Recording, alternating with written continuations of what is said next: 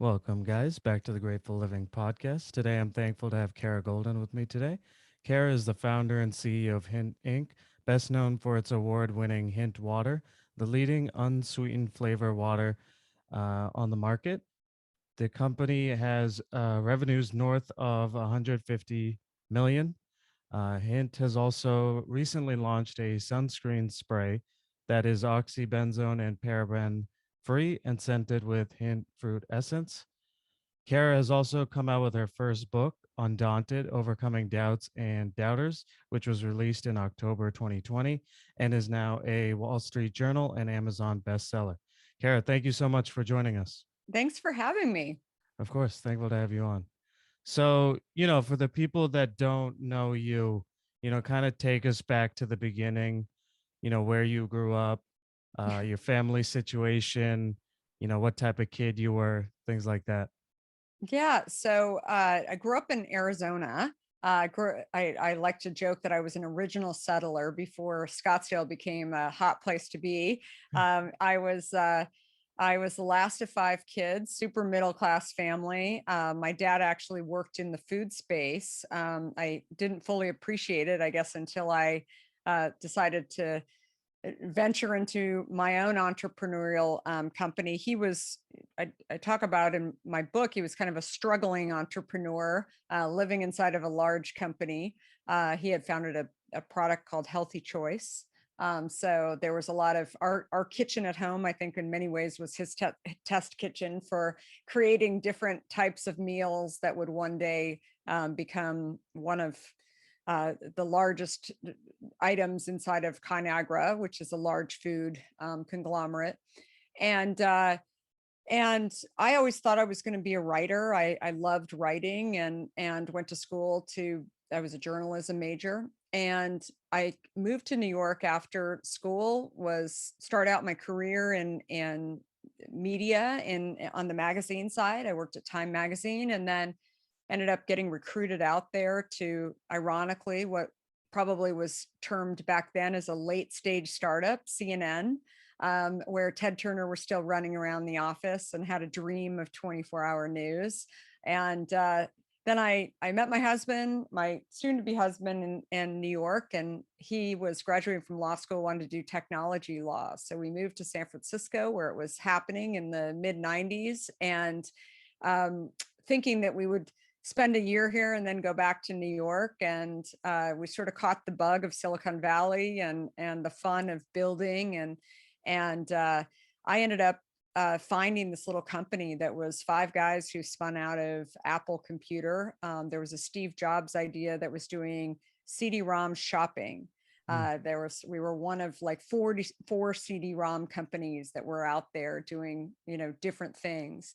And I cold called a guy that had worked at Apple that was running marketing for this company and said, "Hey, I just moved to San Francisco and I'd be super curious to understand what you guys are doing. I'm trying to figure out what I want to be doing next." I had been at CNN. The minute I told him CNN, I think he had the same kind of curiosity about CNN that I did about Apple and Steve Jobs. And so a meeting turned into a job offer. My role was to go out to a bunch of retailers and catalogers and trying to get them to basically set up a store on this disc.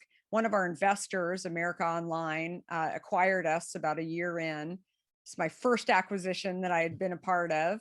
And part of the acquisition was me coming and working for AOL and running this tiny little division called shopping. And I didn't even have revenue targets. Nobody thought that shopping was actually going to be done on the internet. Yeah. And then about 7 years later, it was $1 billion in revenue. I was running the all the partnerships. I thought I had the best job in the world because I'm in, LL Bean and J. Crew and The Gap. And I mean, who wouldn't want to be talking to all these executives and getting to see kind of how they're thinking about the vision of shopping. So at 7 years later, $1 billion in revenue, I really started to think about the fact that I was on a plane so much of the time, and that Mm. was like, I live in San Francisco, but I don't really live in San Francisco. My husband was at a company called Netscape, and he was in-house counsel for them. And I just thought, I just want to take some time. And I hadn't taken any breaks since I had graduated from school. And it was during that time that I really started thinking about my own health. Actually, prior to that, really starting to think about my young kids' health, and like, was I feeding them the right things? Was I buying the right things for them? I think a lot of new parents start to think about that, and when they go through this stage in life, and that was definitely me. But I wasn't really practicing what I was preaching. I think I was more strict about what I was putting in their bodies than I was putting in my own. Yeah. And one day I thought, I want to get healthy while I'm taking this break. I had put on some extra weight over the course of many years of too many travel trips and dinners, and I also felt like there were things like I had a bad stomach. I was My skin had developed terrible acne, and finally, when I started looking at ingredients, that's when one day by accident, I looked down at my Diet Coke that I had been drinking for years, not really thinking that there was anything wrong with it. But I thought, heck, it's got a lot of ingredients in there. If it was food, I would probably put it to the side until I figured out what I was actually consuming. And certainly I wouldn't be giving it to my kids. Mm. And that's when I, put it to the side for 2 weeks just to do a little test. And I started drinking plain water. And for me, I knew right away why I wasn't drinking plain water, because plain water is boring. And Mm. I thought, you know, that's why I was drinking diet soda for years, because I wanted something that was a little more exciting. And I really at that point, was kind of, it was a hard time to sort of just give up Diet Coke cold turkey, because I had Yeah. been a convert for so long. But when I saw how it was affecting my health and the change, I thought, I'm in. I had lost over 20 pounds in 2.5 weeks, Yeah. and had, cleared up my stomach that had just been, a mess for so long, and no one could really figure it out. Um, and then it was at that point when I really started looking at the diet soda industry as a whole, and how people thought it was better than drinking full-fledged soda. And also just the diet industry was, how big of a business it was. I didn't think about it, frankly, as I'm going to go start my next company. I didn't even know what I was stumbling upon. I call myself an accidental entrepreneur, Yep. because I didn't really think, okay, now I've been working for so many entrepreneurs, now I'm going to go do my own thing. But I felt like if I could, I saw this hole in the market around flavored waters. Everything had sweeteners in it. And I kept asking that same question that I think many people think about today, which is why? Why aren't we actually doing more to make it easier for consumers to, be healthy? And I had seen firsthand how just paying attention and getting rid of diet sweeteners in my life, that how important it was. And it Yep. wasn't that difficult to do it either. And that's when I thought, I should just go launch this idea, because I know so clearly what I want to do. I didn't lead or even think that I was starting a company, and certainly didn't think that I was starting a new category, which is what we did, Yeah. in a giant, very competitive industry. But for me, it was the purpose. It was the idea of being able to help a lot of people that drove me to just, I guess, take the risk and go and try something new that I didn't have any experience in doing prior to it. Yeah. Oh, that's awesome. Sorry to take you back again, but Not at um, all. so I'm curious. You talked a little bit, about it, and even in the book, you talk about it. In hindsight, seeing that your dad never took that leap and ended up, staying in, the corporate life, out of, had to provide for 5 children, right? Yeah.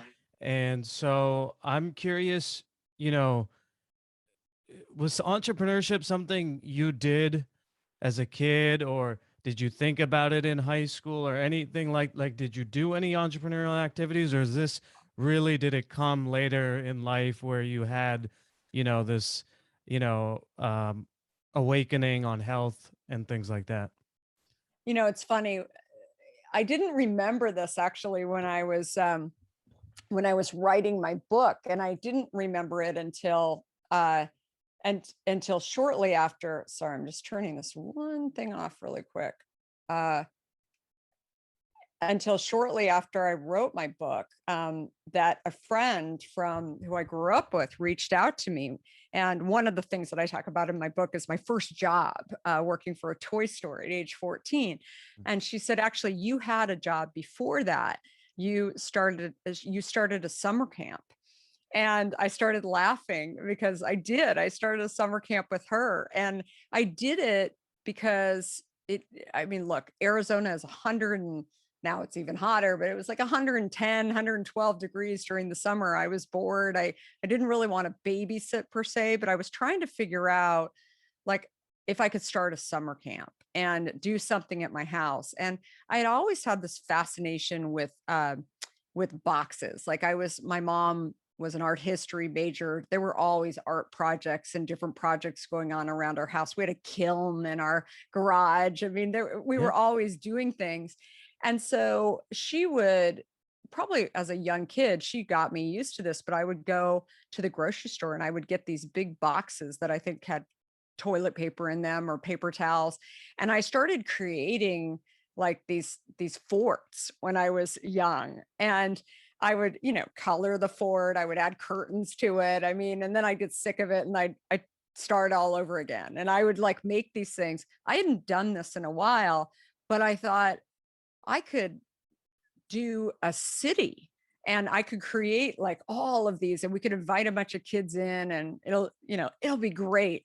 And this friend, Robin, I said to her, I'm like, Robin, okay, so we're going to build a city and we're going to get all these boxes from Safeway and, it's going to be great. And we'll add curtains and we'll just keep building on the city every single day. And she said, a city, that's a big idea. And I said, okay, well, it's a town. Let's start with a town. And we've got some different buildings all around there. And but I had no idea what I was doing, right? I had this initial vision. I could be convinced to go in a few different directions, change it from a city to a town. I was clearly flying the airplane as I was building it. I had no idea. She said, what are we going to charge? And I said, $5. And she said, why $5? And I said, well, I don't really know, but let's go out with $5. She said, where are you going to find these people? And I said, well, we'll go on the corner and we'll hold up a sign and we'll tell people that we're having, the summer camp. Yeah. We sold out of the summer camp and I think we started charging $7 like the next week. I mean, Yeah.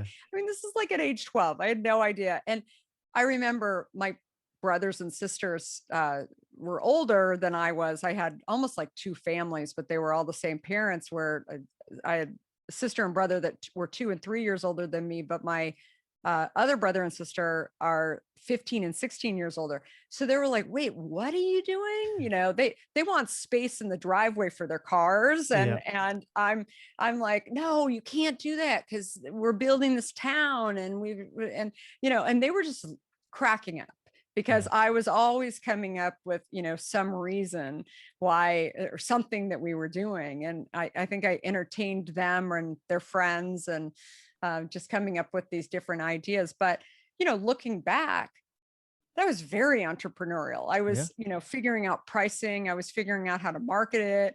I was, being okay with building the puzzle while I'm working on it. Right. And, people would ask us by Thursday of that week, are you guys going to do it next week? And I said, yeah.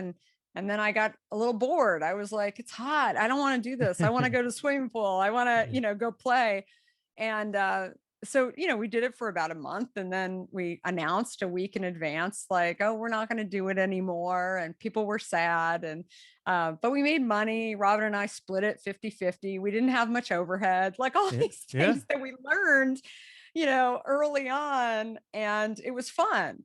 And so I definitely had that spirit of, you know, really kind of thinking about what can we do and building it. And I think more than anything, I wasn't afraid to go try, right? I Yeah. didn't know if the summer camp was going to work or not.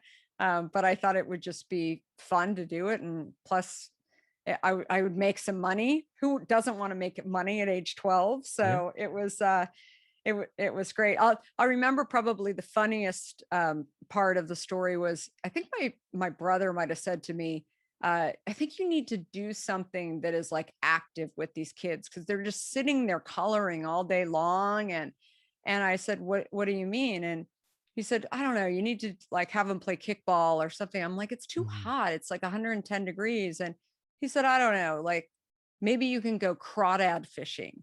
And in Mm. Arizona, they have these canals, and they were just down the street from our house. And I hated like touching the worms and doing the crawdads. I'd watch my brothers do it, and I'd be like, ah. But I loved the idea of throwing it in and catching these crawdads. And so we went crawdad fishing. We added it too. We were like, okay, we're all going to go crawdad fishing, and all of a sudden, I'm in charge. So I have to put the worm on the hook and do the, not my favorite thing to do, but we did it, right? Yeah. And it was really fun. And the experience of, bringing others in it and leading, um, doing stuff that you don't naturally like really want to be doing. I didn't mind the crawdad fishing, but I didn't want to put the stuff on the hook. But you're like, wait, I gotta do this because I'm leading Mm. this group to go do it. Like there were a lot of factors in there that were really fun. And again, making it up as we go and building the puzzle while you're doing it, I think has always been something that I think about too. And more than anything, it was fun. It was Yeah. always fun. And we laughed through the whole thing. I mean, we laughed years later thinking like, how did we actually make this a business, and that people would actually like show up with their kids and drop them off for $5. I mean, it was insane. And I guess we look like two nice kids that would, run it for a few hours or whatever it was. But it was just, it's funny to think back on it. Yeah. No, that's an awesome story. And as you said in the book, for those that want to read it, Kara talks about doing a lot of the purchasing decisions for a toy store, which is also cool. I wanted, this is sort of a random tangent, but obviously, Senator John McCain recently passed, and you did, I think, a little internship with him. Yeah. Not making this at all about politics, but I'm just curious. It's such a unique vantage point, for people that never ever interacted with him. I'm curious if you have any story or anything, um, about his character or anything like that.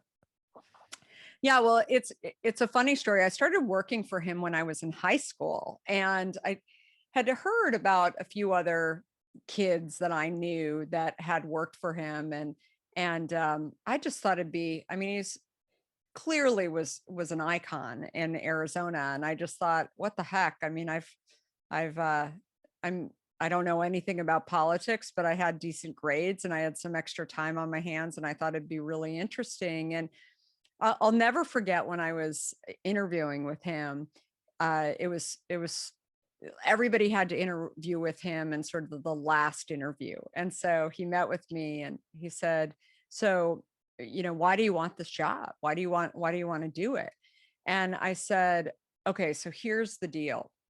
My parents are Republican, but I don't know whether or not I'm a Republican. And so I really want to come work for you to figure out whether or not I'm truly a Republican.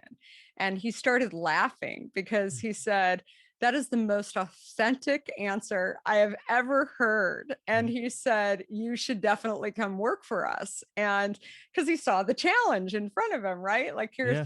And so that was sort of the ongoing joke with him for, years to come. I mean, I was doing as much work as I could with him for the next 7 years. And, he'd see me in the hallway and he said, "Are you a Republican yet? Or have you like confirmed this?" I mean, he was really funny. And it was great. I mean, I still say to this day, I think that if you can ever get an opportunity to work in government and sort of see how it works, it kind of demystifies a lot of things, whether or not, you work for, the a party that you're even affiliated with. I think it's just such an amazing experience and makes you realize that they're just people, and that there's not this big title behind it. They'll make mistakes. And probably one of my favorite John McCain stories is I'll never forget when I was working in the office, and the federal law around Martin Luther King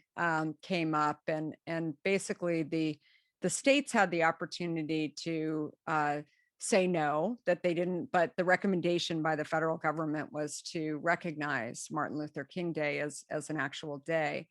And Arizona, John McCain in particular, voted against recognizing it as a day, as a holiday. And I remember seeing him in the office, and not a lot of people were around. And I said, "By the way, Mr. McCain, so what made you vote against this?" And Arizona hadn't recognized it, and to date, and I just thought, like, now that it was being recognized as a federal holiday, that it just was. I was curious, right? And Yeah. I just decided, why not ask? And I'll never forget, he looked at me and he said, "Sometimes you have to agree to disagree." Obviously, I was showing him that I thought it was a stupid mistake. And he said, "And it doesn't mean that people are bad people." And I was like, "What the heck does that?" Like, I remember like going home and telling my parents, and kind of scratching my head and about the whole thing, the whole conversation overall, and just never really thinking that he was right. But it was a but like he said, I liked him, but I thought that he was making poor choices, Mm. poor decisions, right? And I remember years later um, hearing on NPR that Arizona, or that John McCain had finally said in an interview that it was one of his biggest mistakes. This is in 2012, Mm. that not voting to recognize Martin Luther King Day. And he said he regretted it. And I'll never forget, I was like in the car, and I thought, I'll be darned. I mean, right? Like the Yeah. fact that he's owning it. And I think for me, it was a conversation that I brought back to my dinner table that night. And I said, sometimes people make the wrong choices. And hopefully later they'll recognize that they were wrong. But the fact that when you make a wrong decision and you own it, and you say that, "I don't know what I was thinking, and maybe it was, the information that I was hearing wasn't registering in a way that made me want to vote for something," whatever it Yeah. was. The fact that he owned it was a very, very powerful thing to me, and also just spoke to the fact that he's human, Yeah. right? And hopefully, when people make decisions in government, that they are able to make the right decisions, but sometimes they don't. And Yeah. hopefully it won't be detrimental to society, right, in some way. And that they will eventually own that it was the wrong thing to do, because that's how we learn. We learn from people sharing that they did the wrong thing once in history, and sharing that, why they did it, and why they believe it's wrong today. All those kind of lessons, I think, are important ones for us all to, gain information and learnings from. Yeah. Taking responsibility. Um, so Arizona State University, you're studying journalism. I'm curious if you can just think back to that time. You know, what were you thinking? Were you thinking you were going to be some sort of journalist, or what was um, your decision making process with choosing journalism? Yeah, well, I was a journalism major with a minor in finance. And so I thought, the only reason why I took finance, I actually speak about this, especially when I'm on college campuses talking that for me, finance was something that was scary. I feared it. Mm, I was, you know, friends would talk to me, friends who were taking finance classes would talk to me about margins and EBITDA and, and lots of different stuff that just was a big mystery to me. And I thought, gosh, maybe I should take some classes with them. It'd be kind of fun because they're taking those classes too. But mm, I've always wanted to learn. And I think I've never been afraid to put myself into positions where I am not the wisest one in the room. And I knew going into finance that it was going to be challenging for me, but I also knew that I could figure it out. It might take me longer and I might have to work a little bit harder, but I could get through it. Those weren't my classes, by the way, that I was getting A's in. mm, Journalism was where I was getting A's in them, but right. I appreciated them because I had to think and I had to really pay attention and I had to spend time, talking to professors to sort of ask them different questions because I just didn't have as much background as some of my other friends, or frankly, a huge interest in it. But I did believe that if I ever wanted to, go into business, that it was like just to understand the basics was really, really important. So with that major and that minor, that's where I thought, okay, I'm going to go work at Fortune magazine. Why not? Mm, Like it'll be great. And I looked up in the masthead that it was in New York and that the managing editor, what his name was, and I wrote him a letter. We didn't have email back then, and mm. or I should say, not readily available. And so I wrote a handwritten note and said, I'd love to, work for you. And much to my surprise, he wrote me back and said, if you're ever in the New York area, let me know. And I took that very literally and decided to go buy a plane ticket and get to New York. And I had never been to New York. We didn't travel a lot as a big family. And so, but I just thought, gosh, New York City would just be so fun to live there. It just seemed like a big, mystery to me to be able to even go there. And I'd only seen it in the movies, frankly. And I thought, I'm going to get there and I'm going to work at Fortune magazine. Well, as I share in the book, that didn't work out.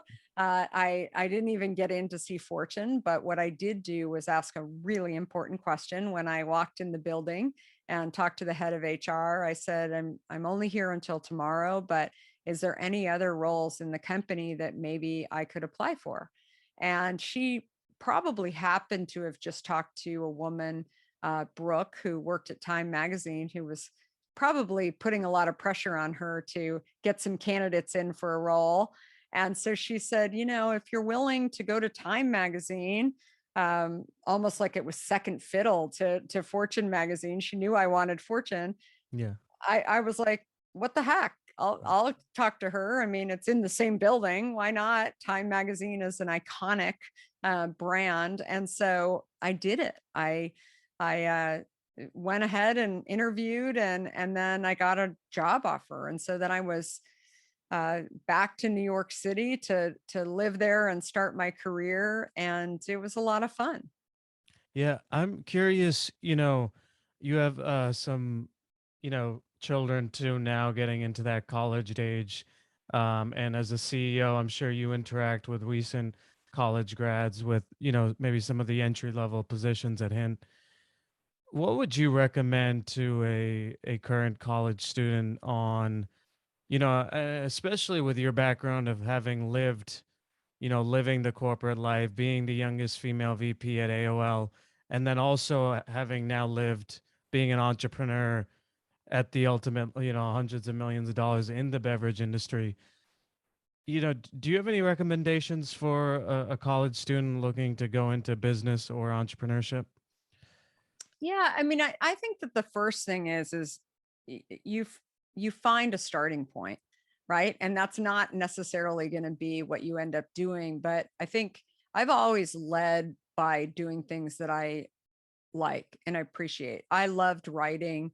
I loved looking at magazines and flipping through magazines. And so for me, even if the job wasn't exactly right, I liked the product, right? And I Yeah. believed in the product. And I still think that definitely is it's an important factor that I think that if you go and work for a company where you don't like the product just because they have a great name or and you don't believe in it, it's hard, right? It's going to be hard to sort of fake it, right? That you're there and Yeah. you really believe what they're doing. So, if you're applying for Hint and you don't really like unsweetened flavored water, we're Yeah. probably not your company to come and to go and work at. And the same holds true. I mean, years, later when I remember people interviewing for jobs in college at like Philip Morris. I'm like, you don't even smoke. Like, why would you go there? Yeah. And so I've always really believed like you've got to like the product first. I think that that's the first thing. But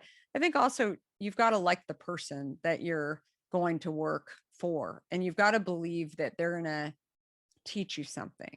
And I think that it that is such an important thing that you're not. I mean, one thing I say to my kids is I remember when my dad was graduating from college. I mean, he's said like how stressful it was to figure out what he wanted to do.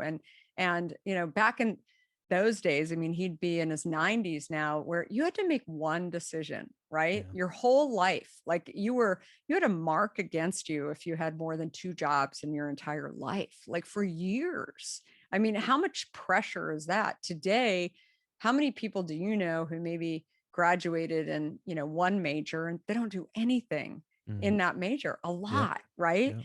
And so you have to do something that you really enjoy doing first, because I think then you're going to be able to add ideas to that, or work really hard because you appreciate it and you want to do that. But go and work where you've got people where that are really fun to work with, and where you're going to learn something from them too, because I think that there's too many other opportunities out there where you can find your people, right? Where Mm. you enjoy being there, that there's no reason why you can't do it. But I think also something that I was just actually saying to a candidate who was interviewing with us, that the person before left the role, and that's why it's vacant. And I said she was actually super great, and but she had been in social with our company for 2 years, and what she really wanted to do was do more creative, and so she went to an agency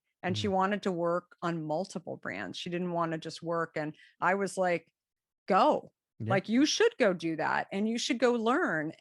But again, like, I think if you look at a company and try and figure out, like, here's what I think I want to do, but I don't really know. And I go work for them and do a great job for whatever, a year, 2 years, or whatever, and then try and figure out, okay, am I still thinking about this? Or did I find something in that role that I really liked doing every day? And now I need to figure out where I can learn more about that.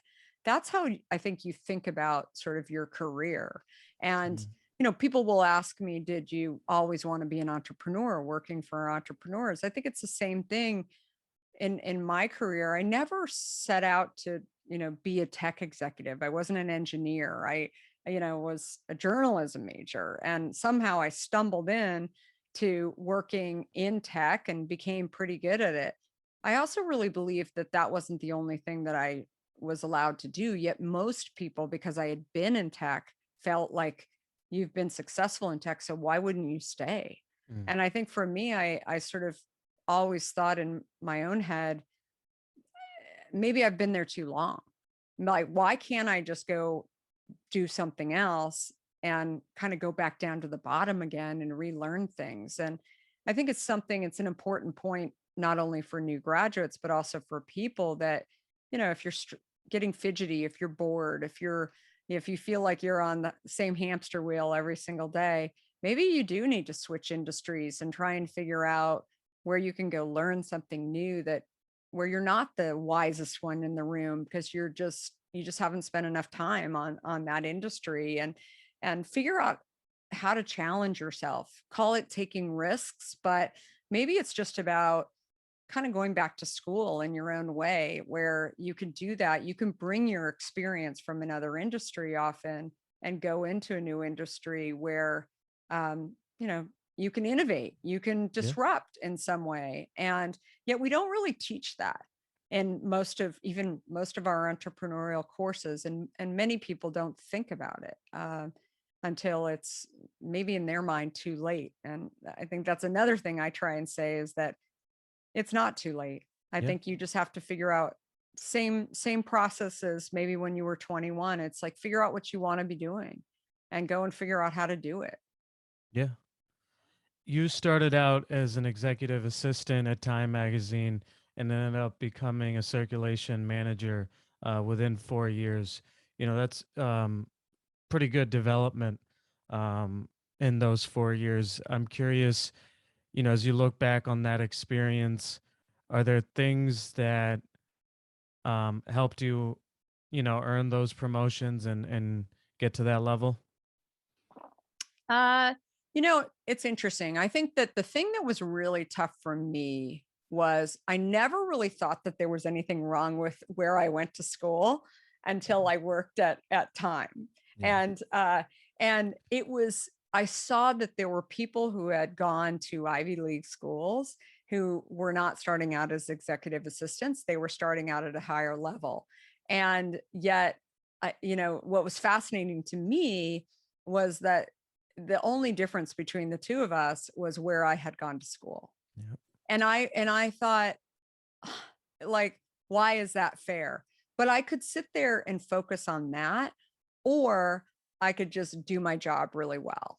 And I think that something I've shared with people too, that years later, people who worked on my floor, in much higher level jobs than and older than I was, would see that I was always helpful.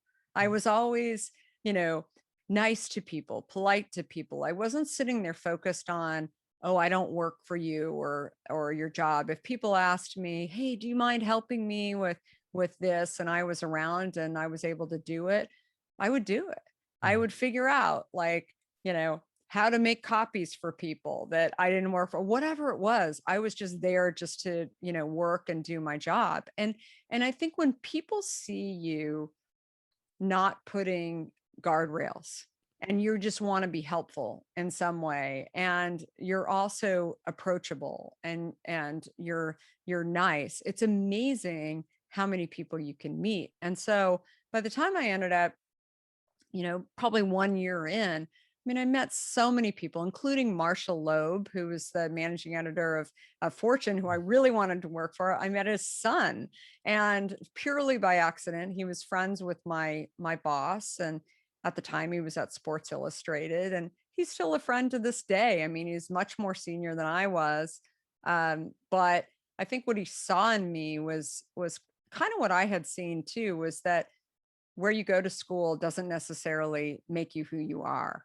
Mm. And I mean, what he used to say to me is, you're going to rise to a much different level because you work your tail off, and you're thoughtful, and you're kind, and you're helpful, and you don't have an attitude, and all of those things, which I think are really, really key to kind of show when you show up to work, that you're there to, jump in and do what's necessary in order to accomplish stuff. And I think he became a Hint fan, my company Hint, even before he knew that I was running it. We sort of ran into each other years later at an event that he was having at his house, and my team, it was in the Hamptons, and my team couldn't get product, and I happened to be on the island, and they asked me if I had any product at my house, and I said, sure, where's it going? Yeah. And they told me, and I started laughing. I said, of course I'll deliver it to Michael Loeb. Mm. And I laughed. And then on my way there, actually, my team said, oh,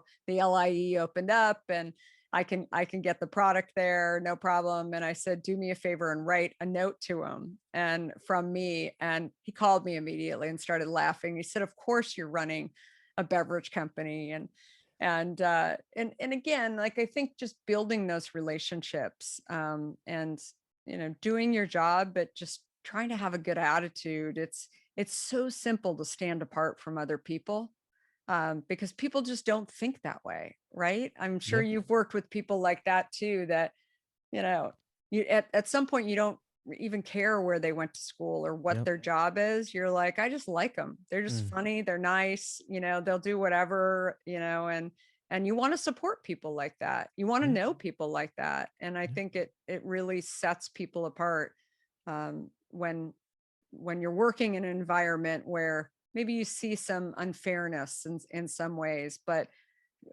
you have a choice on what to focus on. Yeah. So, after that, you ended up taking a job at CNN, I think in part because you realized, time was very much, as you talked about, a school structured and you needed an MBA to move up. But I think moving to CNN also taught you just a different, you know, corporate atmosphere, more transactional sales, things like that. Um, Is there anything as you look back on that experience that you want to talk about? Yeah, I mean, I think it was the first place. Again, sometimes you don't know the situation that you're in until, years later. I think it's the first place where I really learned about culture Mm. and about and kind of startup cultures. It was a late stage startup. We didn't call it that back then, but I clearly saw the difference between kind of the, blue blood of time and very focused on, Ivy, that very known for that. And then Ted Turner, who's like wearing a suit with cowboy boots. Even in Arizona, I didn't Yeah. had never seen that before. But I think it was, the energy and the excitement. To some extent, it was exhausting, because it really, I mean, that's the thing about startups that I've seen in Silicon Valley over and over again is you're focused on building. You're the underdog that's trying to, set yourself apart. And I think it's when you're working in that environment, it can be a lot of pressure depending, but it's also very exciting, right? And Yeah. so I think it also just depends on what stage of company it is. I think I didn't know Ted well enough to sort of have this conversation with him, but I would imagine he had been at it for a few years and he was getting traction against, ABC and NBC and sort of the big news. And they now knew he was alive and taking aim at him. Right. Mm. And I think when you're in that sort of situation in a startup too, that uh, you're the founder, you've got to keep your face on of saying like, we're going to go compete. But I think it was probably a lot of pressure. He probably had investors, that were saying, when is this going to happen? And ultimately it Yeah. happened when it finally, became reality, after so many years of struggling, when Iraq was being bombed. Mhm. And the head of Iraq called the White House and said, I understand that, my country is at war, because I was watching CNN. Mhm. And sometimes there's these moments, that occur and that really, hockey stick your company. And that's what, I mean, it was crazy watch and being able to be there. I feel so fortunate to be able to think back on, that time when we were no longer the underdog in people's mind. They're like, we want to, I mean, you guys are doing it. You've been talking about it for a while and we didn't believe, but now we do. And so I think that the culture, the visible culture differences, were apparent to me then, but also, you know, being a founder myself, thinking back on those times, and I think also just that it's stuff that you can't really talk about, but you have to, be able to, um, like I said, keep pushing forward so that your team pushes forward. I think is like such an important thing to look back on. Yeah. Oh, that's awesome. So, Kara, you know, We talked about CNN. Your next move in 1994 was joining, I think it was originally called Two Market, and then eventually got bought out by AOL. Correct. You were the youngest VP at AOL, a female VP at AOL at the time. Just kind of talk to us about those 7 years and becoming the VP of e-commerce and shopping and what you learned from that experience. Yeah. Well, you and I were just talking about balance. I learned to be okay with chaos, right? And I think that the key thing that I, you know, really witnessed. First of all, I started with a little startup that was called To Market, and it was the first job that I had gotten when I moved to the West Coast, and I come from New York and had always been in media. And I had the one person that I thought of in like the Bay Area, Silicon Valley, the name, I didn't know him, but I was like, it was this guy, Steve Jobs, and it was Apple. That's who I always associated San Francisco and the Bay Area with. And I had had a Macintosh computer when I was in college. And I sort of, people would ask me like, why do you like Apple so much? I'm like, anybody who would have the courage to actually go and create a computer and go up against like, the Xeroxes at the time and IBMs and Dells and whatever, that just, I like want to meet that person at some point along the way. But I couldn't figure out exactly how to get a job at Apple. I think in many ways I put up my own kind of walls around my ability to not be able to get a job at Apple. But as I was looking for information about how to um, get into Apple, I found some articles on Steve Jobs. And there was a tiny little startup inside of Apple that was called En Passant. It was a project that was doing CD-ROM shopping. And basically, it was it was a project that it was decided that they weren't going to continue with. So people who worked for Steve at Apple uh, believed in it enough to go out and start a company around it. And in order to do that, they had to go get additional funding. And so they found this company, America Online, which was pretty small. I mean, as I joke now to this day, like Steve Case may not want to hear this, but back in 1994, I mean, they were definitely not the number one online service that was out there. There was Prodigy and CompuServe and some others that were out there. But the purpose and really the idea that stemmed out of Steve Jobs originally for this CD-ROM was that until bandwidth is high enough that we're not sitting here on like 9600 baud modems, which is basically dial-up service, you can't get graphics across. And think about the Macintosh computer. It was very graphically interesting and very simple. And so a lot of people never really understood why they couldn't get graphics. Like they just said, oh, it's because it won't go through dial-up. So Steve's workaround, which was to put all the graphics on a disk and just tell consumers to throw it into the machine and upgrade. Okay. And they did. And it was like, I had read about this. And I mean, it's funny because Google wasn't around at the time. And people have asked me, how did you get this information? My fiance, now my husband for many, many moons, he was a lawyer and he had this program that all law school students have called LexisNexis, where he could research companies. And so I'd go on to LexisNexis and I got to research all these companies. I'm like, this is amazing. I don't have to go to the library. I can just like go online and use this system. It's great. But anyway, I sort of got conceptually what he was trying to do. And I thought it was a great idea. And frankly, I thought in order to actually get engagement from people, make your audience bigger on the internet overall, you'd have to be able to get it graphically interesting. People aren't going to sit there and like read text on screens. There's an audience that will do that, but I really believe that Apple and Steve were onto something. But I think ultimately I really thought maybe I'll get to meet Steve at some point. And so I cold called the guy that was like in this one article, and who was in this company To Market. And I said, hey, I just moved here from San Francisco. I think it's really cool what you guys are doing, and it's shopping, and I'm a big shopper, and can I take you to lunch? And he was like, huh? What?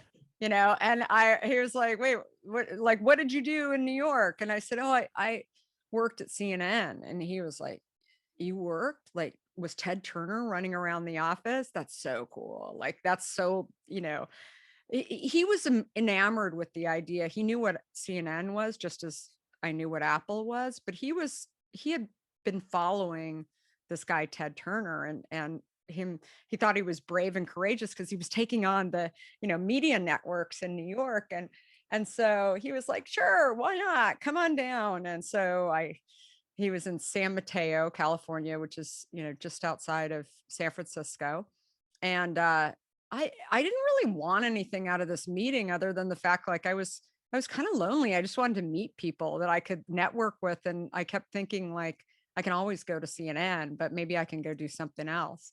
And after a couple of hours, I just really was enamored in kind of what they were doing. And I remember him saying to me, so you want to come work with us? And I'm like, me?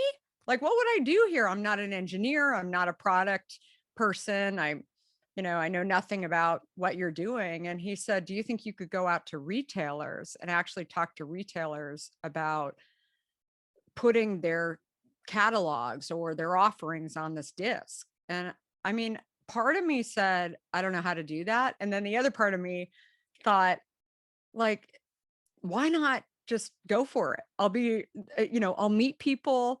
I'll get to, try something new, and nobody will know if it's a failure. And maybe they'll find me out eventually. And maybe I'll, you know, not like, I didn't care whether or Yeah. not I was going to lose. And I'll never forget, I got this contract. And again, my fiance at the time is a brand new lawyer, and I get this contract that's like 9 pages as an offer letter. And I'm like, oh, like what is this, right? And in the contract, he's reading it through. He's like, this is so crazy. They're giving you equity in the company. And I'm like, what's equity? Like, I sort of knew what equity Yeah. was, but I just wasn't familiar with all the Silicon Valley way of doing business. And the thing that was so crazy is I was actually not making a lot more money in terms of a salary, but a little bit more money than CNN. And so I thought, what the heck? Like, I get this equity, and I'm like, so what do I do about the equity? And my husband was like, don't worry about it for now. Like, it'll vest over time. I mean, if the company doesn't go anywhere, it's worth nothing. If it's worth, maybe it's worth a little bit. So I just every day, like, got up. I was really kind of put in this position to actually not only build a business plan, because they didn't have one. They weren't taking any revenue in. They had built this product, but uh but more than anything, I mean, I just didn't know what would happen tomorrow, right? Like, I was cold calling people, and so many people just said, no, we're not interested in the internet. Why would we need, to have our product? Nobody's going to buy online. We have plenty of stores. We send out catalogs. Like, why would we do this? And but then there were other people that said, oh, this is really interesting. You could put my catalog onto this disc, and maybe, like, then we could tap into other audiences, because we were bundling this disc with um, Apple, as well as some other computers that were out there. And I think the most fun thing about it was really, like, writing the roadmap, right? I was okay with chaos. I was okay with, not sort of knowing. I didn't really have revenue goals. I sort of set my own revenue goals and how many people I would call every single day. I was used to doing that at CNN, I guess, to some extent too. But I felt like I had some knowledge that I quickly was able to grasp, that I was able to simplify for so many people who were not comfortable with the internet. And that was the thing that I, really loved, because I felt like there was a lot of gratitude from people who, were listening to me, and really smart people sitting in C-suite positions who basically took the meeting with me, because they were like, oh, wait, you just got the gap on this disc. Maybe we should pay attention to what's going Yeah. on. And so once I got a few of those, I figured out that it was almost like building a mall. Actually, here's another interesting point. I People often would say, I mean, fast forward 7 years, we had the best marketplace out there at AOL. AOL eventually, after about a year, acquired us. And people have asked me over the years, like, how did you know which retailers to put in to this disc or put on this disc? And it was like I tried to figure out where I could get the answers from. And the closest thing that I could figure out that was kind of what I was doing was shopping malls.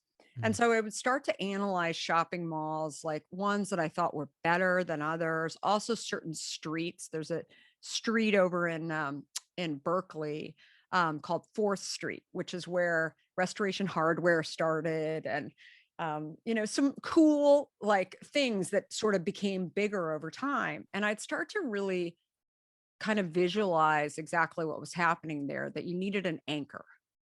And then you never put J.C. Penney next to Nordstrom's. Mm. You could put them down at one end of the mall or the other. And again, like I knew nothing about this. Every once in a while, I would go and meet people who were mall developers if they would meet with me and just ask them questions. But again, my curiosity of trying to figure something out was what was really what drove me. And ultimately, it ended up building out this marketplace at AOL that was $1 billion in revenue to AOL when I ultimately left there. But all along the way, I mean, it was just keep putting the bricks on, um, keep charging money so that we could all stay in business, right? And Yeah. also trying to figure out what the retailer needed in order to they they not only wanted to learn about their consumer, but they wanted to make sure that this wasn't cannibalizing their existing businesses, and also trying to figure out, I mean, things that we talk about today like engagement and traffic and all of those kind of things were things that were the very early days, the 90s, of not really knowing what this is called or how to define it, or does it vary by category. And obviously, there's metrics involved in regular retail and catalogs, but nobody had really figured out what the metrics were for uh, e-commerce slash direct to consumer. So one of my craziest stories that I share about in my AOL period was when I was trying to get a bookstore online, and Borders was a bookstore that is Yeah. no longer around, but also Barnes and Noble had both said no to us. And they basically said, no, we're going to do it on our own. We don't need to be working with AOL. You guys are some tech company, we can, whatever, go do it. So I really felt like it was like the category that I was missing. I had music, I had all kinds of different apparel companies and gardening companies and different categories, but the book stuff I was really missing. So one day I reached out to this little store in Seattle, Mm. and a Yeah. store called Amazon.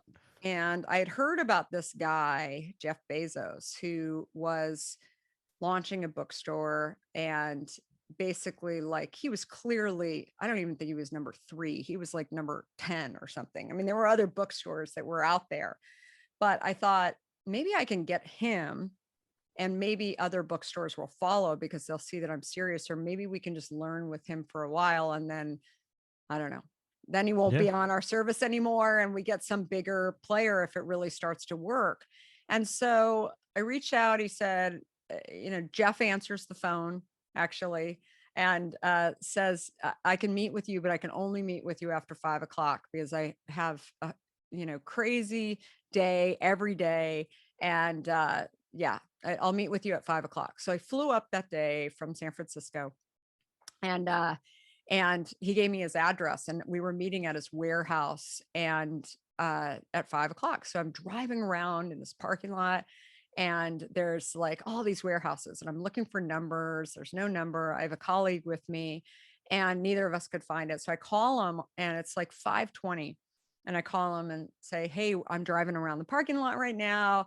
How do I find these numbers? And he said, oh, yeah, none of them are numbered. And so he came out of the warehouse and he starts like waving his arms. And I was like, oh, there you are. Okay. I said, oh, God, I'm so excited that I finally found it. And he said, yeah, sorry, I can't meet with you now because I have to build some bookshelves. I have a bunch of books coming tomorrow morning and, you're late. And I'm like, Okay. I just flew in for, this meeting. And he said, yeah. And I said, I actually can build bookshelves and we'll do it faster. And he said, you can build bookshelves. And I said, yeah, me and this other guy and it's with me, we can build the bookshelves. And he's like, seriously? And I said, yeah, no, I grew up with brothers. I can build bookshelves. I had never built a bookshelf before in my life, but I'm pretty like scrappy where I can Yeah. roll up my sleeves and do it. And so as we're building bookshelves with Jeff Bezos and nobody else was there past 5 o'clock, and it was just Jeff and us, and we were doing the bookshelves and lots of boxes around that he had to stack on the shelves. I was like really trying to size up whether or not this was the right move for us. And because it was a very different operation than what I had seen with Borders and Barnes and Noble. And even though they weren't very, engaged in direct to consumer yet, I felt like they eventually would be. But was this a bad move? Like, was this going to really hurt our ability to service the customer that we had already, seen on our service with like Nordstrom's and the Gap and some other brands? And so I looked at him and I'm like, so what, why do you think you can be successful? I'm so curious. Like, you came out of nowhere and you're focusing, Amazon just used to be books, and you're just focusing on like books. You're going up against Barnes and Noble and Borders. Like, why do you think you can be successful? And he looked at me and he said, do you ever go to the counter at a bookstore and ask for a recommendation? This is 1996. Wow. And I said, yeah. And he said, so what happens? And I said, well, they can't possibly know like all the books that are out there. And, sometimes they may not even know the genre that I'm interested in Yeah. or whatever, or the author. And he said, that's the future. That's the future of book sales. And Per- 1996. personal preference. Yeah. Right. And he Yeah. was like, that's the future. And I looked at him and I'm like, wow. And I remember walking out of that meeting, not sure whether or not we were going to start working with him or not, which we did, but also feeling like he sees the future. And people have said, do you think Jeff Bezos would still build a bookshelf today? I do. I do think he would. And I think that that's the key to thinking back on those days of somebody who was, willing and able and really understanding his business. And there was no doubt in my mind, even though he was like, confused about telling me to meet him at a warehouse that didn't have numbers on it, incredibly smart, right? And incredibly hardworking and really understanding what the future consumer needed in order to differentiate himself. And I think if you can actually do that, right, in any portion of your business, any vertical, any industry, any role, like, who are you servicing? That's what I was hearing. And what problem can you solve for them?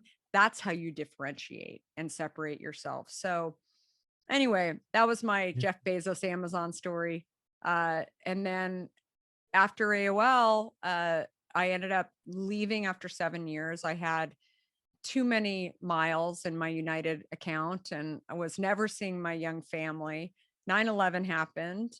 For me, having spent a chunk of time in New York and having friends in New York too who had experienced 9/11, I felt like I want to be able to do something that really has purpose and meaning, and I don't know what that is. I kept thinking it was nonprofit, something, related. I wanted to spend more time with my family. but it was during that time when I really started thinking about my own priorities and my own health.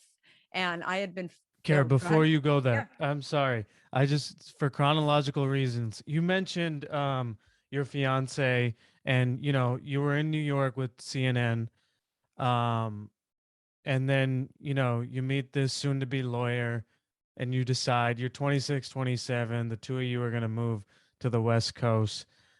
I'm curious, for all of the single people out there that are um, working hard professionally or whatnot, how did you approach, or what advice do you have for those people? Because obviously, for them, they want to continue to be successful in their professional life, but they do want to eventually, for most of them, find, their partner, get married, things like that.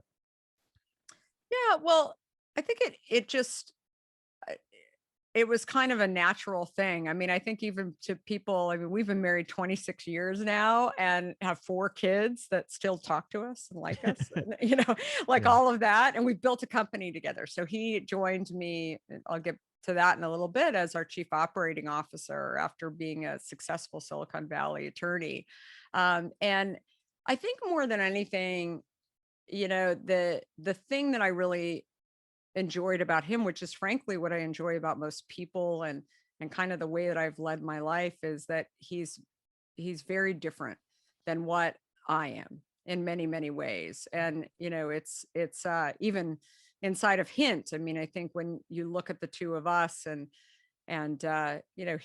he's chief operating officer, he really appreciates digging into problems. I guess I do as well, but in a different way. I mean, he's still, his lawyer hat, dotting all the i's and crossing all the t's, I think is really, really critical to have in any type of organization. And I'm really much more big picture, and brand side of things. So again, I think when you meet somebody who doesn't, like, it has an appreciation for what you do, but also feels like it's a little hard, right, to do what you do, and then you bring those things together, there's a respect that goes along with that, that I think is pretty powerful. And I've certainly seen many relationships over the years where people, think that their job is more important than the other, or that, maybe the woman's supposed to be staying home, or, and like, that's just never been our situation. More than anything, I think for him,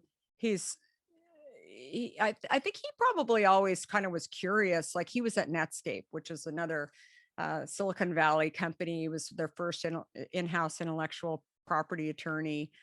We were kind of competitors. I mean, AOL and Netscape, before we came together, I went by my maiden name, Keenan, and didn't change my name initially, until actually after I was out of AOL, because a lot of people knew us, and maybe they'd have issues that we were sort of working at competitive companies. But I think for him, he always was sort of curious. Like, he sort of knew what I was doing, not all the details, but he was kind of like, how would you approach this? And I guess had an appreciation for it. And I would too. I would be dealing with legal all the time at AOL. And I knew he was doing sort of legal work too. And I'm like, what do you think about this? And, roughly he would tell me kind of what to do. So again, I think finding that person that really appreciates you for who you are, not sort of like the skills that they know, I guess is kind of the, I guess, Yeah. the mix of it.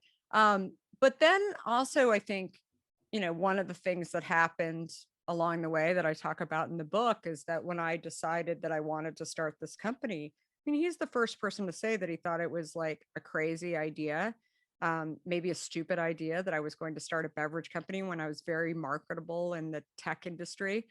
And but more than anything, I think he was nervous that we had 4 kids under the age of 6, and he knew I knew how to spend money. Like, really, I was great at spending money. So he was getting a little nervous. He's like, "Well, can I come with you to go and see what this guy at Whole Foods is going to say about your product?" And I was like, "Sure." And he's like, "So how are you going to bottle this product?" I said, "You want to come?" You want to come with me to the bottling plant? I'd love somebody to help me like listen and hear about these things. And he was like, sure.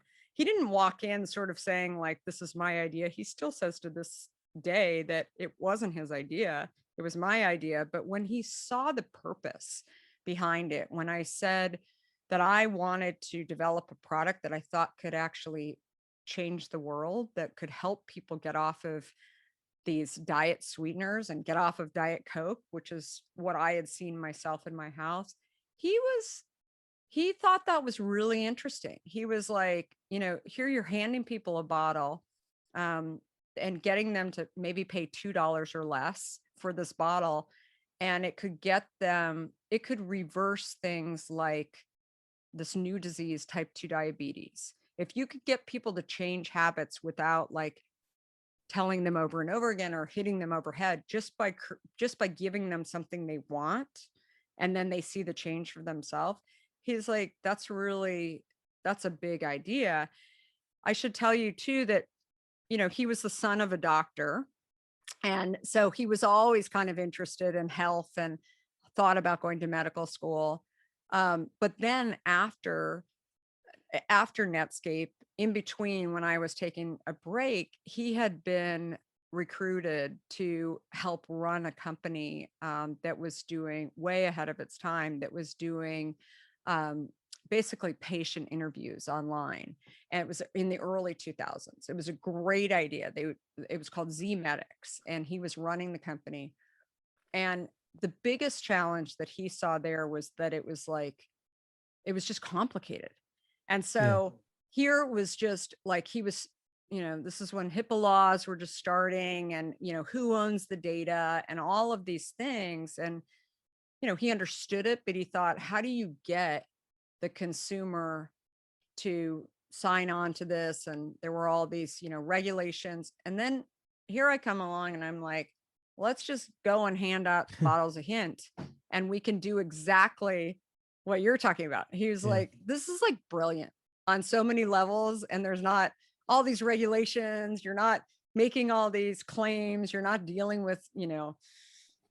insurance companies and all these other things along the way. And so I think like he was so curious if this, maybe he even thought maybe he could learn something from this that could help him, take it back to, 2.0 of ZMedics, because he ultimately ended up selling it in a bit of a fire sale off to a company, the Bosch Foundation in Germany, because he couldn't get it to work in the US. So Yeah.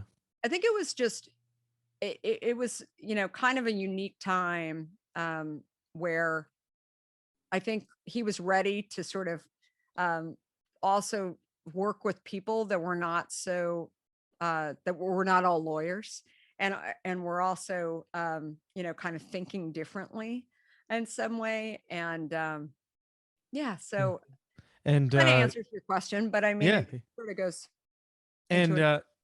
yeah, yeah. And so 1999, I believe, is your first was when your first child Yeah. came, and you would end up having four children in the next 6 years. I think in 99 at that time you were still at AOL. I'm just curious, do you have any advice for um again, young families out there, you know, trying to continue to progress in their careers, but how you managed having kids and still working as a VP at AOL.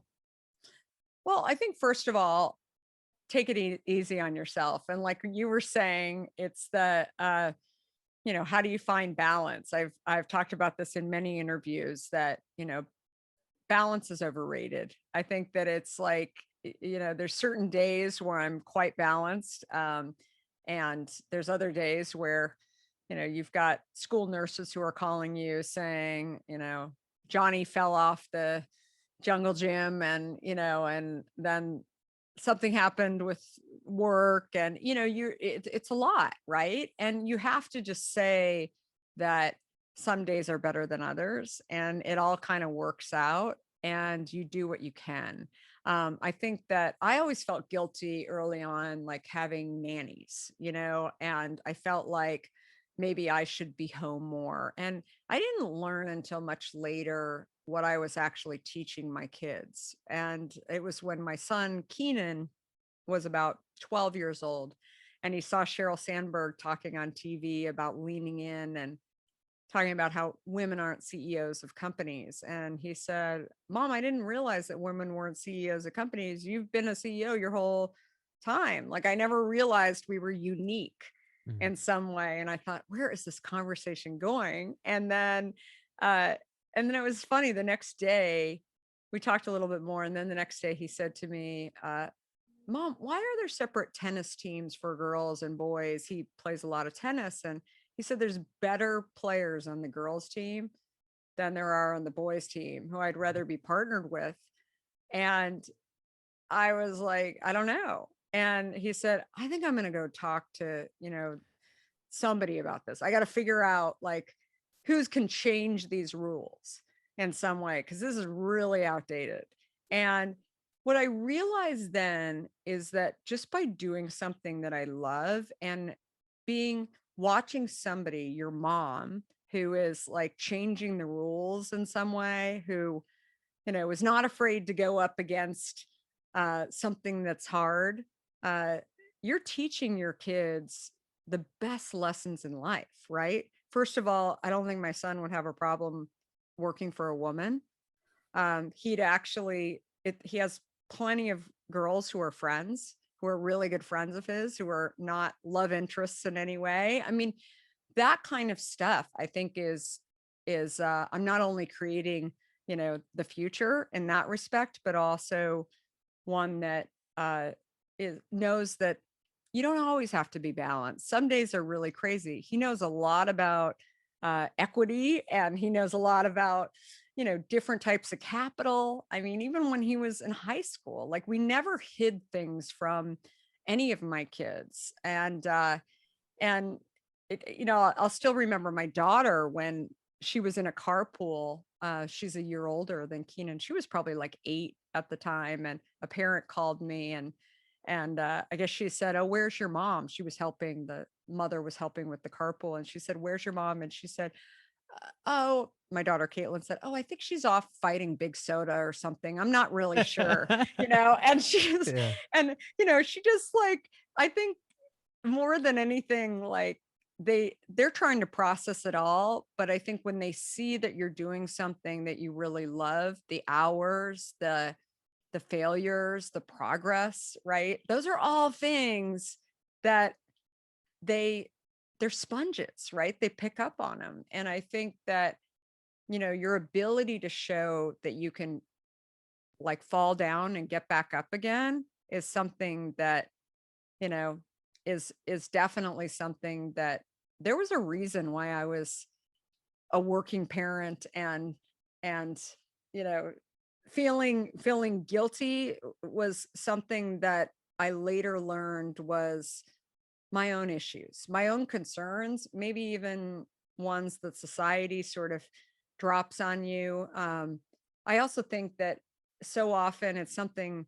totally unrelated to this that I talk about, that people will be very free flowing with their own opinions about what you should do in life. And oftentimes it's their own insecurities that they're trying to project on you. And I think we all have to live our own journey and do the best that we can.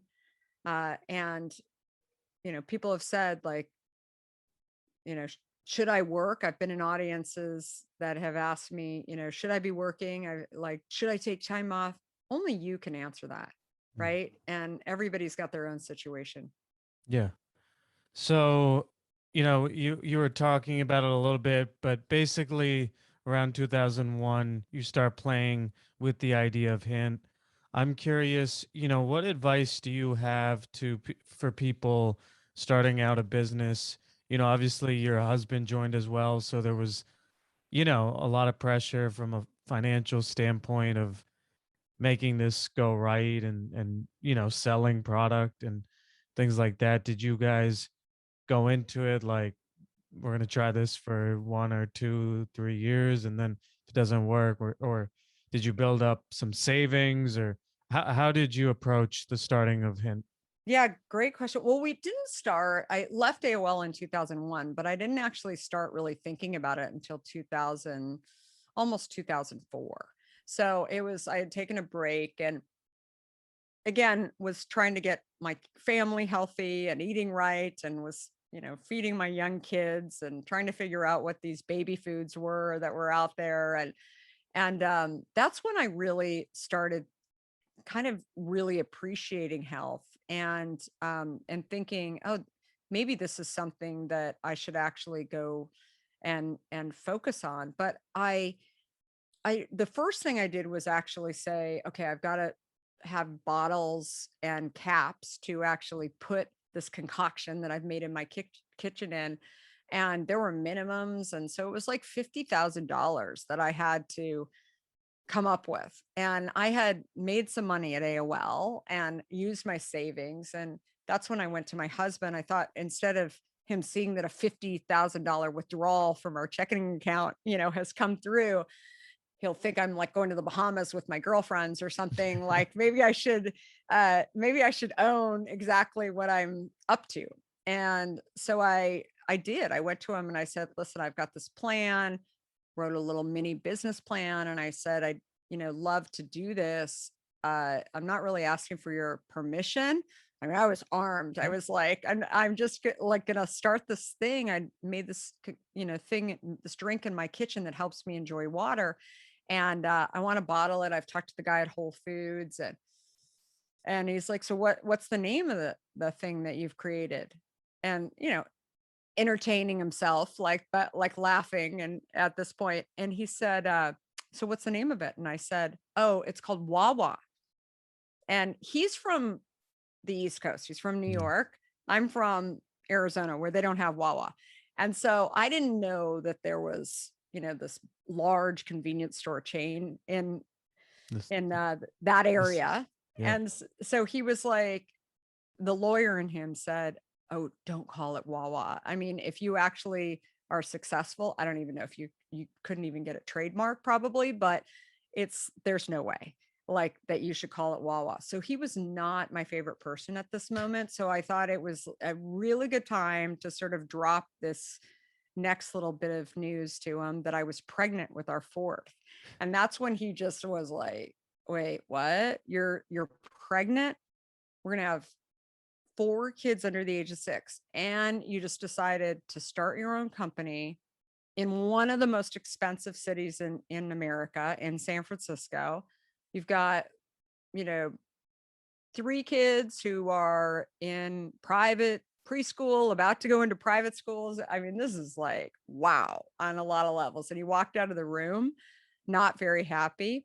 And I said, by the way, I'm going to a bottling plant tomorrow in Chicago. I've got babysitter coverage, and I was just curious if you want to come and kind of see what I'm doing.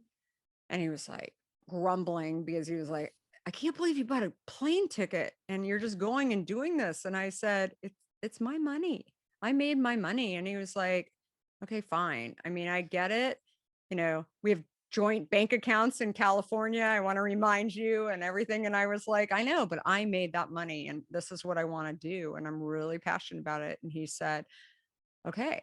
I think he had a timeline. I think he thought if he went to the bottling plant, that's when he'll be able to convince me that we shouldn't do this anymore. And instead, it did just the opposite. It hooked him because he really started to think through exactly the problem that I was trying to solve. And he felt like no one else was really doing it. He had no idea, like I didn't have any idea how competitive it would be. I mean, sort of, on a very superficial level, we knew that there were lots of beverages out there, but we didn't know anything about the beverage industry. And I mean, we were quick learners for sure, but I think more than anything, he felt like he wasn't doing anything at this point. He was about to start looking for a job. He wasn't crazy about the idea of being an attorney anymore. Like, I think he felt like he had sort of been there, done that. But he was sort of thinking through, he had been a CEO, he had been an attorney, and he was just like, I don't know, what do I want to do?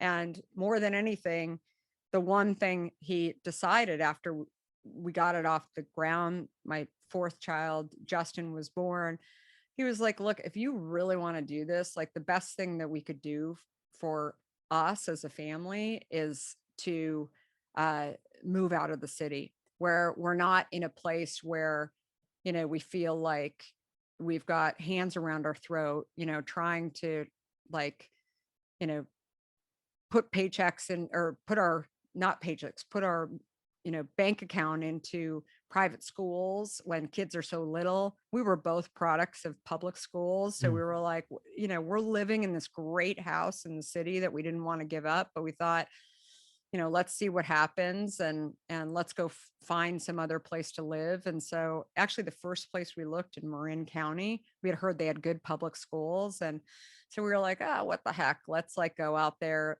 What's the worst that could happen? We could always move back into the city. But what I realized was that, being able to save a little bit of money in the early days and actually have a product that was selling inside of stores. We had, it was tiny. We had a small staff, all that kind of stuff.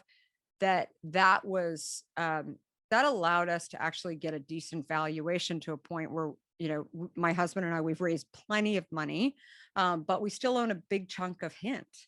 And that's the thing that you can do. I think it's one thing if you're a tech, certain industries like tech, where you can go raise money even before you have a product. But it's the longer you can wait, I think the higher valuation you can have, and even in tech, but most industries. Yeah, I'm curious, you know, once you started getting the business going, obviously there are ups and downs. You talk about in the book, for example, when, I think it was like 2012, Starbucks decided to pull out and they were a big part of your, revenue. How do you not let the ups and downs of business affect your kids, or them not like know that you're stressed out, or is there a way to do that? I think to some extent you feel those situations out, right? It's sort of like even talking to people who aren't in your industry, right? Like how much knowledge, do they have about sort of what you're talking about? And there's been, I think the most interesting thing for me in even writing a book was when I wrote the book, I sort of, went back and reread it. The book stemmed out of my own journal. And so it was like so many stories that friends of mine, investors, John Legend's one of our investors, and he read the book early on. And, he was like, I kept saying like, this is where the company goes under. And then I was like, wait, I would know that. I'm an investor in the company. So it hasn't gone under yet. But again, there's like little things along the way that, you just, I don't know, your EQ sort of says, is this really important enough for people to know, including your kids? But I think more than anything, when you're going through challenging times and you're you're being vulnerable, not only to your, you know, investors and your friends and even, your family, I think it's like it shows that you're real, right? And that you're going through it's going to be okay, and you're going to be able to get through those times. But it's also, I think covering it all up and holding it all in is also when you explode, right? And I mean, in general. And so being able to, kind of take it day by day and sort of saying like what happened good today and what didn't happen so good also allows you to open other people up too. I think that that's another thing that, I've really learned along the way. I'm part of an organization that I was on a monthly basis really a part of, and forum called YPO. And I think like even having, one of the things that's challenging when you start a company, and I'm thankful because I had my husband with me who sort of like was voice of reason at times when you're going through hard times and you're all alone and you're by yourself, and you might ask for people like, what do you think? And I think that the best way that, YPO has taught me to answer those things is people don't necessarily want you to solve their problems. They want you to share the way that you've sort of been through something similar. And here's how you thought about it, because it helps people do things for themselves. Right. Yeah. And I think that, the thinking that YPO gives is, if you, for example, were to tell somebody, maybe you have a situation where you're trying to figure out what to do, and somebody gives you advice and says you should go do this, and you don't do that, then all of a sudden they come back into the next meeting and you're like, did you do what I told you to do? And they say no. And then you're like, okay, well, I guess my opinion wasn't that important. Right. Yeah. Instead, if you sort of share just how you had been in a situation like that. And speaking of kids, I mean, I think it's the same kind of situation where, you go through maybe a time where, it really hurt to be rejected in some ways, but, you know, then you figured out through, maybe being a little more experienced or older or whatever, that, it all kind of works itself out. And so being able to share, I think especially when people are going through times that are, challenging, I think is super, really, really important. And I think even just speaking about Starbucks in particular, I think during that time, I mean, if you were to ask any of my kids, maybe not my youngest, he was probably too young to really allow him to kind of absorb it. But I think, teachers have told me that my kids have talked about some of the, challenges that we've had in building a business. And, Yeah. even like, they're now, I have one in graduate school, two in university. And I've had professors say, your kids are really interesting because they'll bring up stuff, that is nobody else knows about, that Yeah. about shelf space, and that, like grocery stores are basically real estate deals. Like, we didn't necessarily say to them point blank, like, remember this, but they heard us talking about that. Yeah. And I think that, it just makes them much more knowledgeable, and where it goes, I don't know. But I think that that stuff is important. But, any challenging time that I think you're in, talking about Starbucks in particular, when you get rejected, you get kicked out. I mean, it hurts, right? Mm. But I think that's a story that I've shared with many entrepreneurs where, number one, you know, it's all good until it's not, right? I mean, Yeah. Yeah. that's a story of that. When people are in business, when, you think it's like it's great for your business, but is it great for the business across the table? I mean, if they change strategy, then are you ready to change too?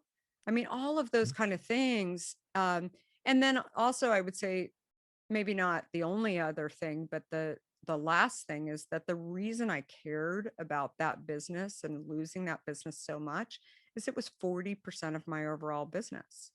And so, by the way, that's baggage that I carry when I see that different points of our business, that can be like, a distribution partner. It could also mean a supplier when they are really deep with you. And, what if they go away tomorrow? I mean, those are conversations that are, really, really important to kind of understand about your business, but also life. Like, and I think that being able to share those type of stories, I think, with your other entrepreneurs or kids or, employees is really valuable. I'm curious, your kids look at mom and dad as, running, a company that has revenue north of 150 million. You know, that level of professional success is very hard to achieve. There aren't a lot of, maybe like a half a percentage of the world maybe can say that. How do you, how have you parented them not feeling pressured about being just as, successful as their parents, or not having that on their back? Because obviously, as you were talking about, teachers know who the two of you are, what you run, and there might be more expectations of them because of that. Yeah, it's a good question. I look, all I want my kids to do is be happy, period. you Yeah, know, yeah. like, that's, I mean, that's the one thing that I'll say, about my kids today is that they are happy and they still talk to me. I don't always like what they say, right? Over the Yeah. years, I'm like, oh, I didn't hear that, but I know a lot. And Yeah. I know also a lot from, their friends who frankly don't have the relationships with their parents. They don't exactly know what their parents do, like all of that kind of stuff. Like, I don't think that that's the house that my kids have been living in, but I think, again, you do the best you can to sort of have that. But I think the thing that I'm always emphasizing is stuff I've learned along the way. That again, nobody told me this, but I think just being passionate about what you do every single day is is just so critical. I think a lot about my dad and kind of the stresses that he had on him. Maybe he didn't think of them as stresses at the time, but you would pick one job, maybe two jobs for your entire life. Like I say to my kids now, I mean, you know, people are like taking a year sabbatical. They're trying to figure out exactly. I mean, at most, when I was in college, it was like you would travel after school for a year, but otherwise, you would start a job. And that would, if you were an engineer, you went to go be an engineer. And like if you went to law school, you were going to be a lawyer forever. Today, people change. I was a tech executive. I did fine in tech. I didn't hate tech, but I actually chose to go back down to the bottom where it was harder. I made less money. All of those things, but I wanted to learn and I believed that I could build it back up. And I did.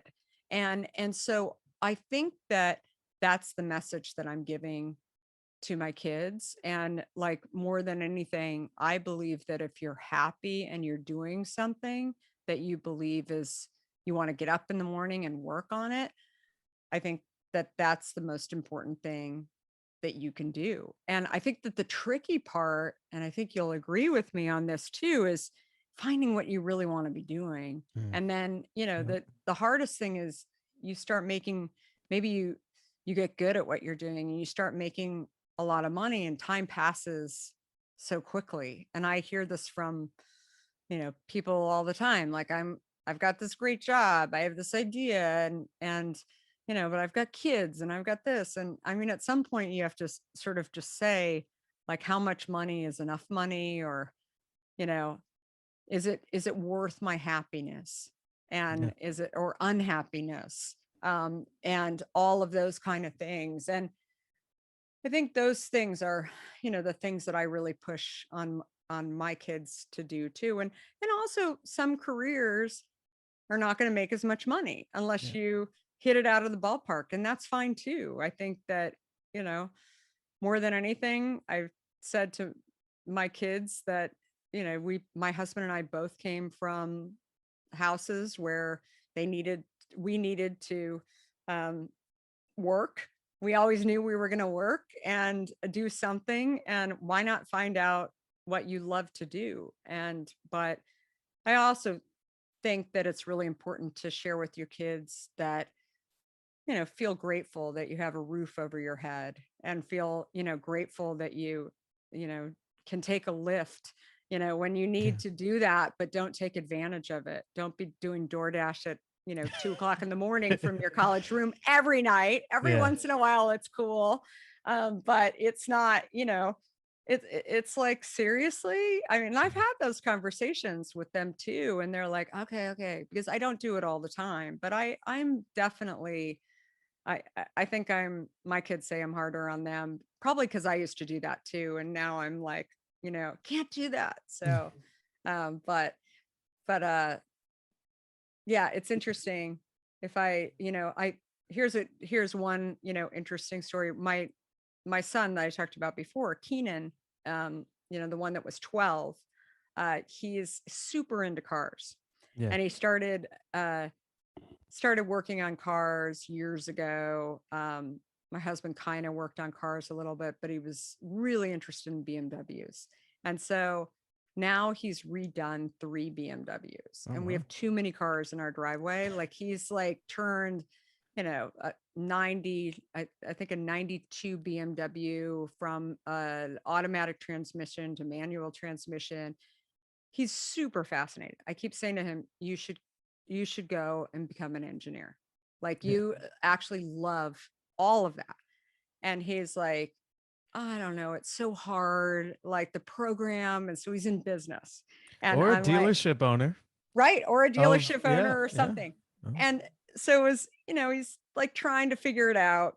He came home at the beginning of the summer and he went into San Francisco. We live in Marin County. He's getting a summer job and he came home and he was like, I got a job. And I'm like, awesome. Where'd you get a job?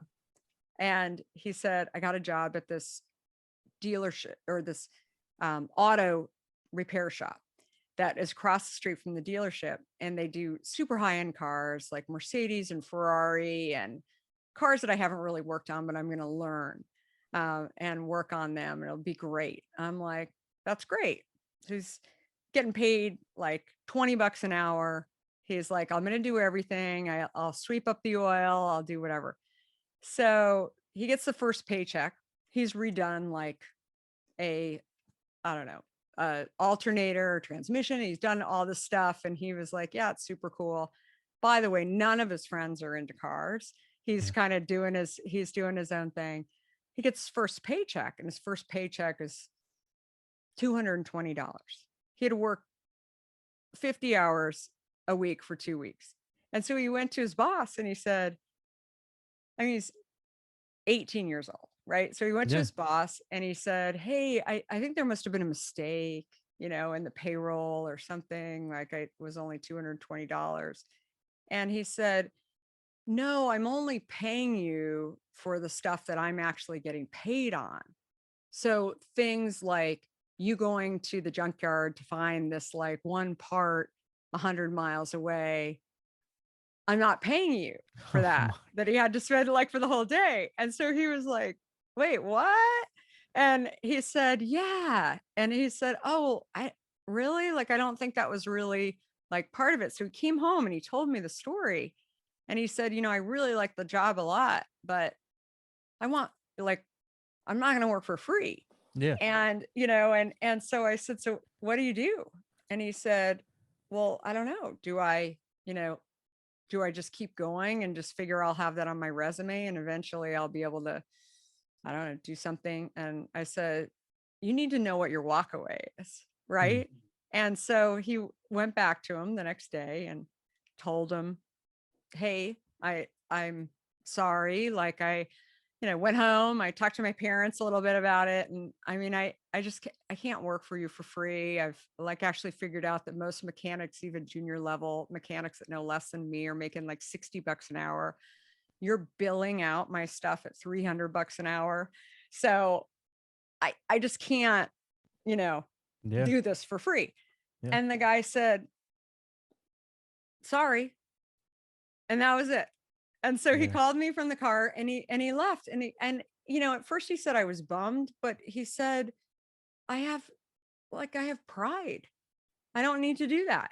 Yeah. And I said, like, even when those challenging times, like you got it off your chest and you told people and it didn't work out exactly the way, I bet you'll never do that to another person.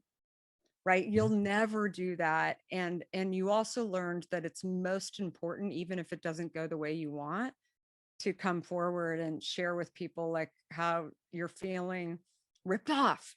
Yeah. Something didn't happen that way and you get it off and then you figure it out. And you know what? You're going to find out that there's people in the world that are just lousy, right? Yeah. And they're going to do stuff and you have to like go find people that value what you do. And so again, like being able to like, he was willing to go work hard. He learned a lot about that, but I said, you've got to,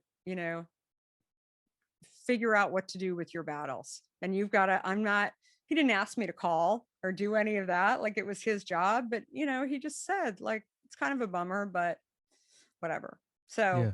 anyway, so then he did DoorDash for the rest of the summer and all like, Yeah. and it Yeah. all worked out. So anyway. Yeah. I'm curious, you know, as as a business leader, as a there's always more that we can be doing, right? there's Mhm. there's an endless to-do list, right? You're a mom, a wife, a CEO, a best-selling author. You're coming out with new product lines. You have your own podcast show. I mean, how do you not, like, do you have ways where you can turn it off and just be like, I'm only going to be this ambitious? Or, like, I mean, how do you not burn out from all those responsibilities and being, ambitious as you are? I think again, it goes back to enjoying what you're doing. So I wouldn't be doing a podcast. I wouldn't be doing, any writing a book if I didn't sort of feel like, number one, I enjoyed it, but also the, the aspect of helping people, I think drives me on a bigger mission. And so I think that, uh, look, at times, I mean, my life is totally packed and crazy. And then there's times when I just take a break. Sometimes it's on weekends, sometimes it's not, where I just have to totally disconnect.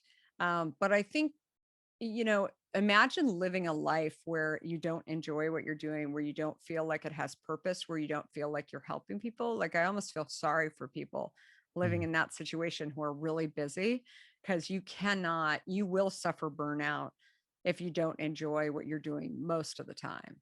And I think that that's the key. And then figuring out those things that you don't enjoy doing as much, or that you don't need to be doing, and eliminating those. And I think that that's true for whether you're an entrepreneur or a parent, or just somebody just trying to live every single day.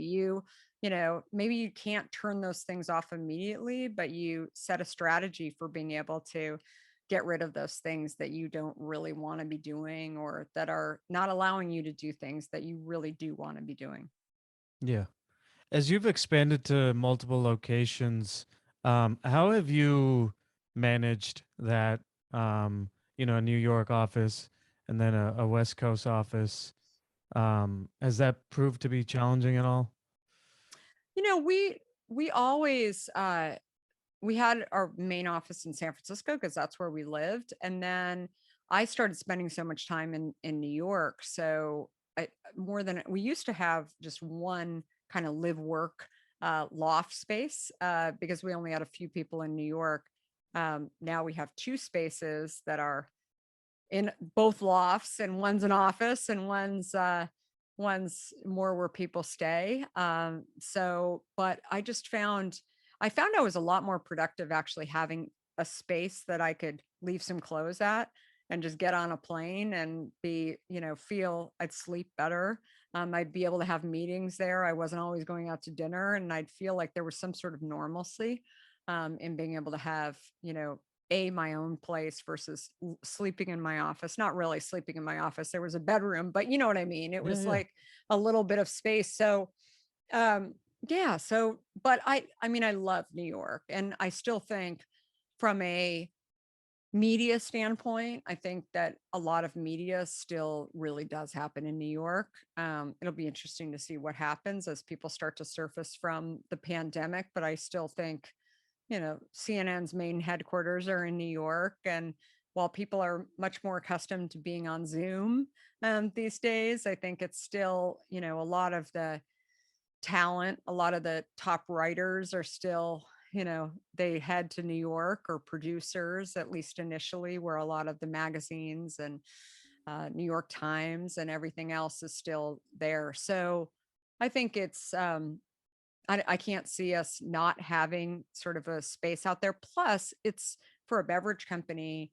It's interesting. I mean, we started in San Francisco, but for many years, New York was actually where kind of our up and down the street business really grew, and it was important. It was sort of a, if the saying, if you can make it in New York, you can make it anywhere. I mean, it really is true. Is it expensive? Like, not only to live, but also to build a business in New York, especially a physical goods business? Absolutely. But I think it's like someplace that is critical. And for in many ways, like we thought about building our business in New York as kind of a test to be able to see whether or not really the East Coast and the West Coast buying opinions were the same.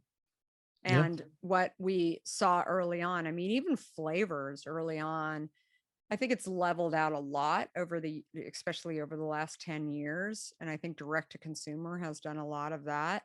But even like the West Coast, I mean, we had a we had a flavor cucumber water that everybody in Los Angeles wanted when we first came out. We couldn't keep it on store shelves.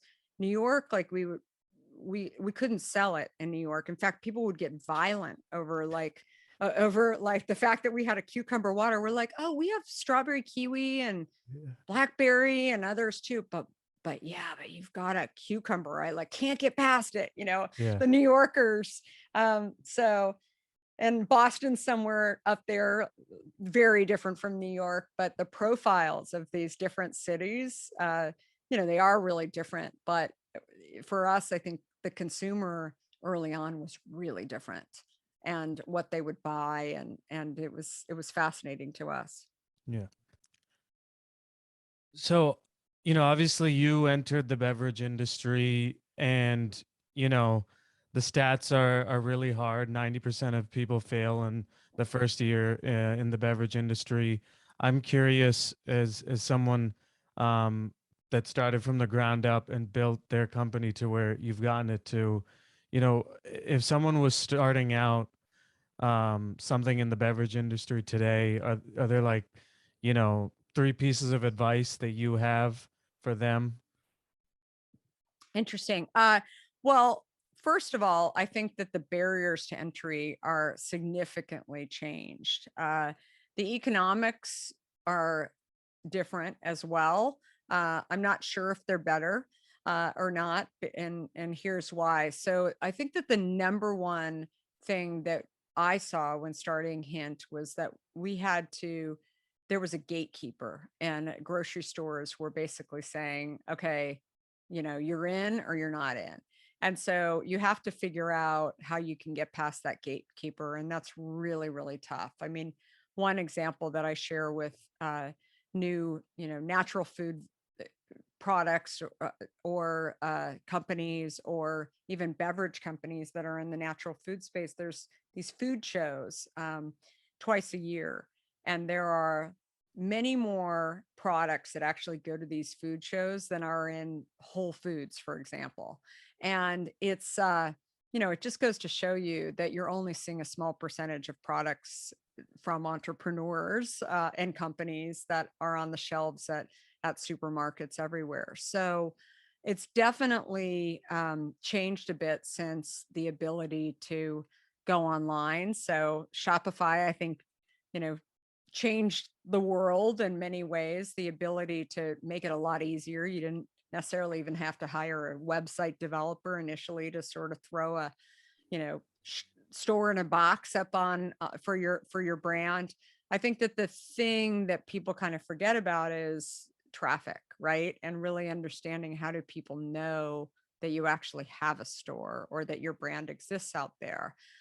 So being able to, deal with like Facebook and rising costs of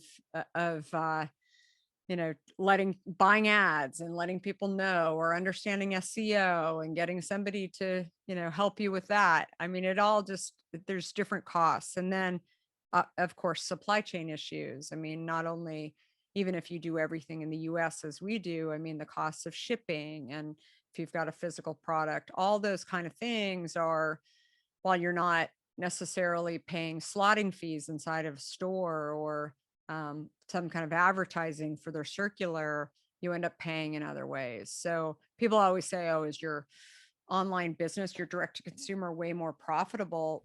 No, not necessarily, because we end up paying. What it does do, though, is allow us to not only showcase everything that we have, because stores will pick and choose. We discontinued the cucumber so they wouldn't pick wrong. And that it was a great flavor, but was polarizing, I guess, for some. But I think having that relationship with the consumer where you've got an email where you can go back to them and actually market to them other things, and being able to build a subscription business, and all of those things are really ways that frankly we differentiated ourselves. But it just costs money to build those things out. Can you get started? Absolutely. Can you actually launch an online store versus actually going and hiring people in New York and building out a business in New York because you want to see if that coast is the same consumer behavior and purchasing behavior? Yeah, I think you can do it. You can, definitely look at even lists or targeted advertising into certain geographies or whatever it is. But I think you know, it all boils down to you might save a little money here and be able to get things up faster, but whether or not it nets out to a higher, return immediately, I think is hard to say.